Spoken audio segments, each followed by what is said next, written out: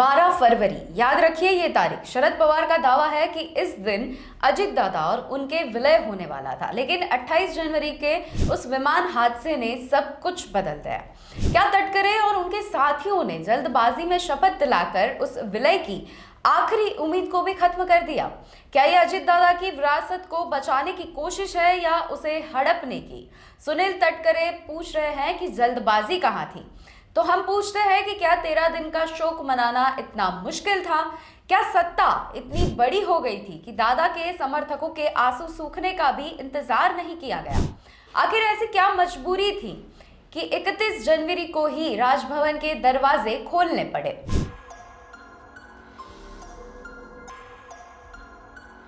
तटकरे का बचाव और जल्दबाजी पर जवाब। नमस्कार, मैं हूं कृमल हरिया और आप देख रहे हैं 4 PM न्यूज महाराष्ट्र।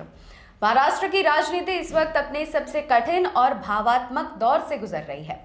उप मुख्यमंत्री अजित पवार के दुखद निधन के मात्र 3 दिन के बाद ही उनकी पत्नी सुनेत्रा पवार को विधायक दल का नेता नियुक्त करने पर डिप्टी सीएम पद की शपथ दिलाने पर सवाल उठ रहे हैं।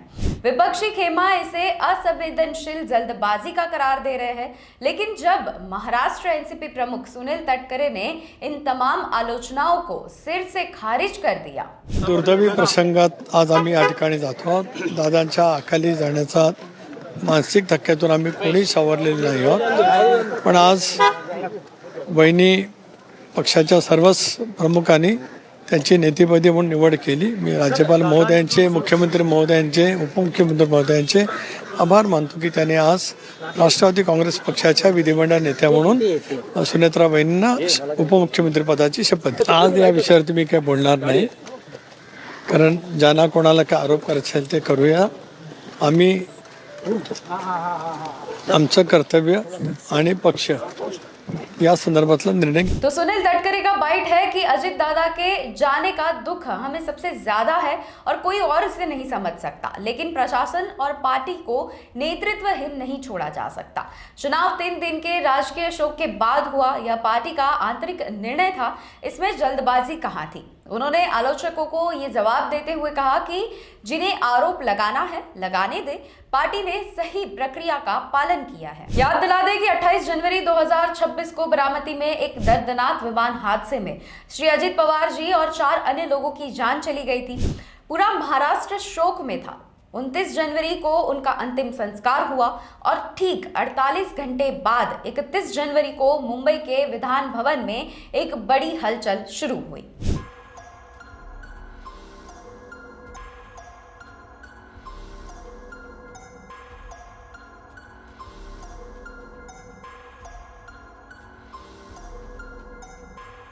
31 जनवरी को दोपहर प्रफुल्ल पटेल और सुनील तटकरे की मौजूदगी में एनसीपी के 40 विधायकों ने सुनेत्रा पवार को अपना नेता चुना और उसी शाम को उन्होंने राजभवन में महाराष्ट्र की पहली महिला उप मुख्यमंत्री के रूप में शपथ ली।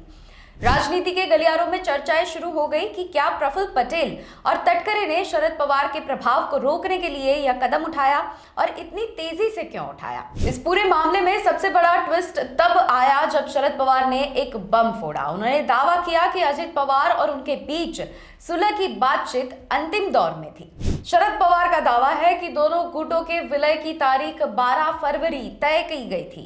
तो दूसरा मुद्दा, मध्यस्थी।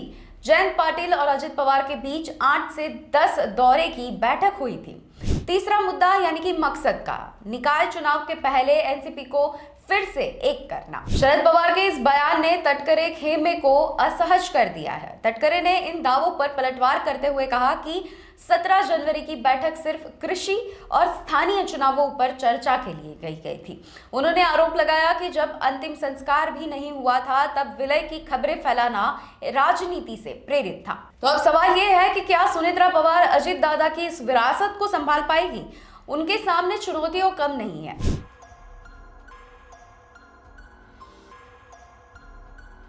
पार्टी की एकता, क्या छगन भुजबल और प्रफुल्ल पटेल जैसे दिग्गज नेता सुनेत्रा पवार के नेतृत्व को लंबे समय तक स्वीकार करेंगे? महायुति में तालमेल, बीजेपी की एकनाथ शिंदे के साथ सीट शेयरिंग में अपनी ताकत बनाए रखना और साथ ही ये कार्ड बनाम शरद पवार का अनुभव करता है कि बारामती के जनता का दिल जीतना कि जो अब शरद पवार के प्रति सहानुभूति रख रही है। महाराष्ट्र की राजनीति अब ऐसे एक नए मोड़ पर है कि एक तरफ दादा की विरासत को बचाने की जंग है तो दूसरी तरफ शरद पवार का अपनी पार्टी को फिर से खड़ा करने का एक संकल्प है। 12 फरवरी की वो तारीख जिसे विलय के लिए बताया जा रहा था अब इतिहास के अगर मगर में दब के रह चुकी है। और सबसे चौंकाने वाला मोड़ शरद पवार का यह बयान है कि जिसे सत्ताधारियों की नींद उड़ गई है। पवार साहब ने दावा किया है कि 12 फरवरी को दोनों गुट एक होने वाले थे और सबसे चौंकाने वाला मोड़ शरद पवार का वह बयान था जिसे सत्ताधारियों की नींद उड़ा दी थी, जिससे अब कई मुद्दे भी उठते हैं। सबसे पहला, साजिश की बू। क्या अजित दादा के करीबियों को पता चल चुका था कि विलय हुआ तो उनकी ताकत खत्म हो जाएगी? दूसरा मुद्दा, अधूरा सच। तटकरे के विलय की खबरों को अफवाह बताया, लेकिन क्या उनके पास उन गुप्त मुलाकातों का कोई जवाब है जो पिछला 1 महीना चल रही थी? तीसरा मुद्दा, सुनेत्रा पवार को आगे कर अजित दादा के इमोशनल वोट बैंक को हथियाने की कोशिश की जा रही है। तो राजनीतिक विश्लेषकों का मानना है कि सुनेत्रा पवार को उप मुख्यमंत्री बनाना एक सोची समझी रणनीति है।